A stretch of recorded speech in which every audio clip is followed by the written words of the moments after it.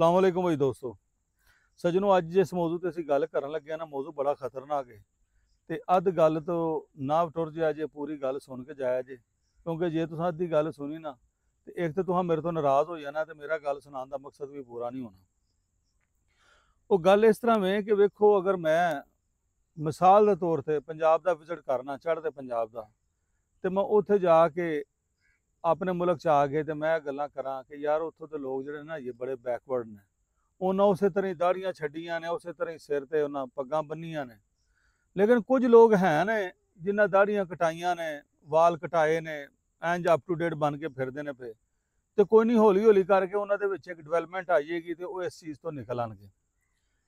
ये गल अगर मैं इस पंजाब दे विच बह के करां, उस पंजाब का विजिट करन तो बाद, तो मेरा नहीं ख्याल कि मेरी जिन्नी भी फैन फॉलोइंग है, खास तौर पर चढ़ते पंजाब की या चढ़ते पंजाब के जोड़े लोग बाहर USA UK आस्ट्रेलिया कैनेडा वगैरह तो मेरी वीडियो वेंदे ने, तो वो जेड़े तो कुछ बलंगे होणगे वो गालां कट्टणगे, तो जेड़े कुछ मुहज़्ज़ब बंदे होणगे तो मैनूं कहणगे इंतहाई बेवकूफ़ बंदा है। ਉਹਦੀ वजह है वे कि दोस्तों, ਜਿਹੜਾ बंदा भी सिखिज़म ਨੂੰ थोड़ा बहुत भी समझदा है, ਉਹਨੂੰ पता है कि यह दाढ़ी रखना, वाल ना कटाना, ਜਿਹਨੂੰ केस कतल कहीदा है, वो केस कतल ना कराना, ये सिखिज़म ਦਾ धार्मिक यानी मजहबी हिस्सा है, मजहब का हिस्सा है। यह चीज़ां तो इस चीज़ों को असीं यह नहीं कह सकते कि वो लोग बैकवर्ड ने, या वो लोगों ने जिहड़ा ना कोई जिद्दत नहीं आई, या उन लोगों में कोई बदलाव नहीं आया। क्योंकि जदों तक दुनिया रहेगी, जिस जिस लोगों दियां जो जो भी मजहबी वो ने ना हद्दां, उस तरह कायम ही रहणगियां, ਉਹਦੇ ਵਿੱਚ कोई चेंजिंग नहीं आ सकती।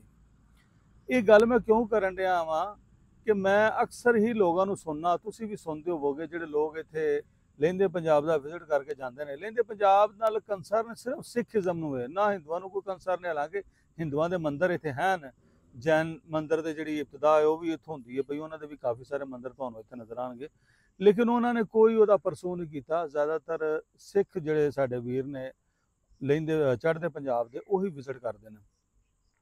अच्छा, उन्होंने विचों मैं 2-4 इंटरव्यू सुने, बल्कि अक्सर ही जिहड़ा बंदा भी विजिट करके जाता ना, वो एक गल कहते हैं कि जिहड़ा लਹਿੰਦਾ पंजाब है ये साढ़े तो कोई 20-25 साल पिछां है।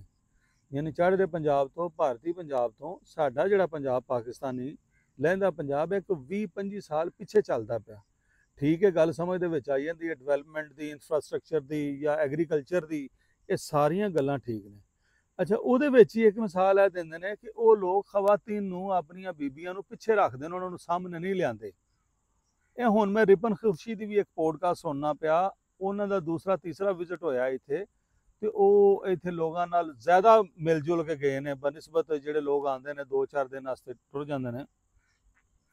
ਤੇ ਉਹਨਾਂ ਨੇ ਵੀ ਇਹੀ ਗੱਲ ਕੀਤੀ, ਉਹਨੇ ਕਿਹਾ ਜੀ ਕੋਈ ਨਹੀਂ, ਉਹ ਐਸਤਾ ਐਸਤਾ ਚੇਂਜਿੰਗ ਆ ਰਹੀ ਹੈ। ਲਾਹੌਰ ਦੇ ਕੁਝ ਇਲਾਕੇ ਹੈ ਨੇ ਜਿੱਥੇ ਚੇਂਜਿੰਗ ਆ ਗਈ ਹੈ, ਖਵਾਤੀਨ ਸਾਹਮਣੇ ਆਉਂਦੀਆਂ ਨੇ ਪਈਆਂ, कैमरे के भी सामने उन्हें अबीरा खान की भी एग्जाम्पल दी।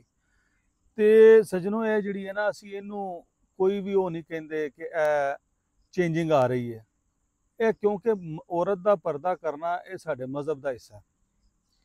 ये उस तरह ही साडे मजहब का हिस्सा है, जिस तरह सिखिज़म के विच वाल वड्डे रखना या सिर ते दस्तार बनना, पग रखना, ये जिस तरह वो चीज़ां फर्ज ने ना, जिवें कंगा, कच्छा, कड़ा, किरपान, केस, इस तरह ही साडे जिहड़े मजहबी वो ने फराइज़, उन्हां दे विचों औरत का पर्दा करना भी फर्ज है।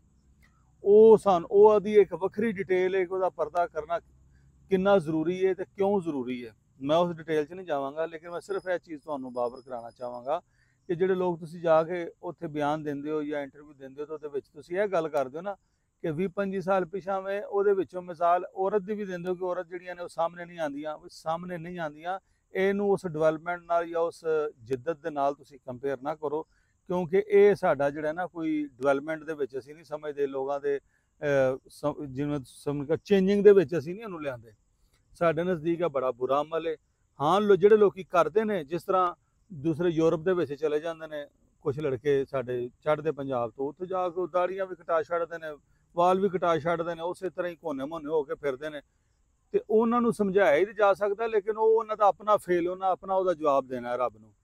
इस तरह ही साडे भी इत्थे जिहड़ियां बीबियां ने, जिहड़ियां पर्दा नहीं करदियां या जिहड़ियां टीवी ते मीडिया ते आंदियां जांदियां ने, उन्होंने समझा ही सकती है दुनिया या जिहड़े साडे मौलवी हज़रात ने, उलमा इकराम ने। लेकिन अगर वो नहीं करदियां पईयां तो उन्हें अल्लाह दे हजूर अपना जवाब आप देना। ਉਹਦੀ ਪੁੱਛ ਮੇਰੇ ਕੋਲ ਨਹੀਂ ਹੋਣੀ, ਲੇਕਿਨ ਜਿਹੜੀਆਂ ਕਰਦੀਆਂ ਨੇ ਪਈਆਂ ਉਹ ਬੜਾ ਨੇਕ ਅਮਲ ਹੈ। ਤੇ ਲਿਹਾਜ਼ਾ ਮੇਰੀ ਗੁਜ਼ਾਰਿਸ਼ ਹੈ ਵੇ ਜਿਹੜੇ ਲੋਕ ਇੱਥੋਂ ਜਾਂਦੇ ਨੇ ਉਹ ਇਸ ਚੀਜ਼ ਨੂੰ ਤੁਸੀਂ ਇਸ ਨਾ ਉਹਦੇ ਵਿੱਚ ਲਿਆ ਕਰੋ ਕਿ ਬੈਕਵਰਡ ਦੇ ਵਿੱਚ ਕਿ ਔਰਤ ਜਿਹੜੀਆਂ ਉਹ ਸਾਹਮਣੇ ਨਹੀਂ ਆਉਂਦੀਆਂ। ਔਰਤ ਜਿਹੜੀਆਂ ਸਾਹਮਣੇ ਨਹੀਂ ਆਉਂਦੀਆਂ ਉਹ ਸਾਡੇ ਮਜ਼ਹਬ ਦਾ ਹਿੱਸਾ ਹੈ, ਕਿਉਂਕਿ ਸਾਡਾ ਮਜ਼ਹਬ ਜਿਹੜਾ ਉਹ ਸਾਨੂੰ ਪਾਬੰਦ ਕਰਦਾ ਕਿ ਔਰਤ ਪਰਦੇ 'ਚ ਹੀ ਰਹੇਗੀ। ਪਰਦੇ 'ਚ ਰਹਿ ਕੇ ਉਹਦੇ ਬੰਦੇ ਦੀ ਜ਼ਿੰਮੇਵਾਰੀ ਹੈ, ਉਹਦੇ ਭਾਈ ਦੀ ਜ਼ਿੰਮੇਵਾਰੀ ਹੈ, ਉਹਦੇ ਪਿਓ ਦੀ ਜ਼ਿੰਮੇਵਾਰੀ ਹੈ। ਜਦੋਂ ਉਹ ਇੱਕ ਬੇਟੀ ਹੈ, ਫਿਰ ਉਹ ਇੱਕ ਭੈਣ ਹੈ, ਫਿਰ ਇੱਕ ਬੀਵੀ ਹੈ, ਫਿਰ ਇੱਕ ਮਾਂ ਹੈ, ਤੇ ਉਹ ਜਿਹੜਾ ਵੀ ਜਿਸ ਰੂਪ 'ਚ ਵੀ ਬੰਦਾ ਉਹਦੇ ਨਾਲ ਅਟੈਚ ਹੁੰਦਾ ਪਿਆ, ਉਸ ਬੰਦੇ ਦੀ ਜ਼ਿੰਮੇਵਾਰੀ ਹੈ ਕਿ ਉਹਦੀਆਂ ਸਾਰੀਆਂ ਜ਼ਰੂਰੀਆਤ ਨੂੰ ਪੂਰਾ ਕਰੇ। ਉਮੀਦ ਕਰਨਾ ਕਿ ਮੇਰੀ ਗੱਲ ਤੁਹਾਨੂੰ ਬੁਰੀ ਨਹੀਂ ਲੱਗੀ ਹੋਏਗੀ। ਮਿਸਾਲ ਹੋ ਸਕਦਾ ਮੈਂ ਸਖਤ ਦੇ ਦਿੱਤੀ ਹੋਵੇ, ਤੇ ਜੇ ਅਗਰ ਬੁਰਾ ਲੱਗੇ ਤੇ ਮਾਜ਼ਰਤ ਚਾਹੁੰਦੇ, ਲੇਕਿਨ ਮੇਰਾ ਮਕਸਦ ਸੀ ਤੁਹਾਨੂੰ ਆਪਣਾ ਮੌਕਫ ਦੇਣਾ, ਆਪਣੀ ਗੱਲ ਸੁਣਾਉਣਾ। ਨਏ ਵਲਾਗ 'ਚ ਨਈ ਗੱਲਾਂ ਨਾਲ ਫਿਰ ਮੁਲਾਕਾਤ ਹੋਏਗੀ। ਰੱਬ ਰਾਖਾ।